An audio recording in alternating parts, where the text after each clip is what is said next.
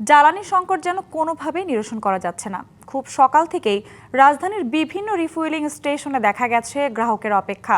বিজয় সরণি থেকে বিস্তারিত জানাচ্ছেন সহকর্মী নাজমুল হুদা।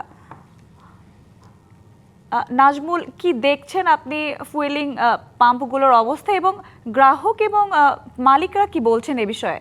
দীর্ঘ যে লাইন, সেই লাইন কিন্তু সকাল থেকেই আমরা দেখছি। ভোর ফজরের নামাজ পড়ে অর্থাৎ ভোর ৬টা থেকেই কিন্তু যারা গাড়ির চালক রয়েছেন তারা আসলে লাইনে দাঁড়িয়ে তেলের নেওয়ার জন্য অপেক্ষা করছেন। তো আমি এই মুহূর্তে রয়েছি ট্রাস্ট ফিলিং স্টেশন, যেটি আসলে বিজয় সরণিতে। এই বিজয় সরণি থেকে এই দীর্ঘ লাইনটি একদম জাহাঙ্গীর গেট পর্যন্ত চলে গিয়েছে এবং যারা তেল দিতে এসেছেন তারা কিন্তু বলছেন যে আসলে তারা প্যানিক থেকে নয়, বরং তাদের প্রয়োজনীয় যে তেল সেই তেলটি তারা দিতে এসেছেন। অবশ্য নগদ নিয়ে এলো হার না মানা হার অফার।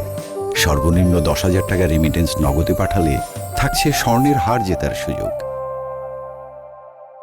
যারা পাম্প মালিক রয়েছেন তারা কিন্তু বলছেন যে না, মানুষের মধ্যে এক ধরনের শঙ্কা রয়েছে বা গুজবের বিষয়টি কাজ করছে, যে কারণে যতটুকু তেল প্রয়োজন তার থেকেও বেশি তেল নিচ্ছেন। তবে আহ, গতকালকে আমরা যেটি দেখেছিলাম যে পাম্পগুলোতে, বেশ কিছু পাম্পগুলোতে রেশনিং করে তেল দেওয়া হচ্ছে, অর্থাৎ 500 টাকা বা 600 টাকার মোটরসাইকেলে তেল দেওয়া হচ্ছে বা 2,500 থেকে 3,000 টাকার তেল দেওয়া হচ্ছে গাড়িগুলোতে। তবে আজকে আমি যেই পাম্পে রয়েছি সেই পাম্পটিতে কিন্তু যতটুকু চাহিদা, সে চাহিদা অনুযায়ী আসলে তেল দেওয়া হচ্ছে, অর্থাৎ মোটরসাইকেল একদম ফুল তেল দেওয়া হচ্ছে, গাড়িগুলোতেও তাদের পরিমাণ মতো তেল দেওয়া হচ্ছে। তারপরেও আসলে মানুষের এক ধরনের শঙ্কা থেকে ভিড় রয়েছে। তো আহ, এই চাপ আসলে কবে না কমবে সেটি আসলে সময়ই বলে দিবে, সঞ্জিদা।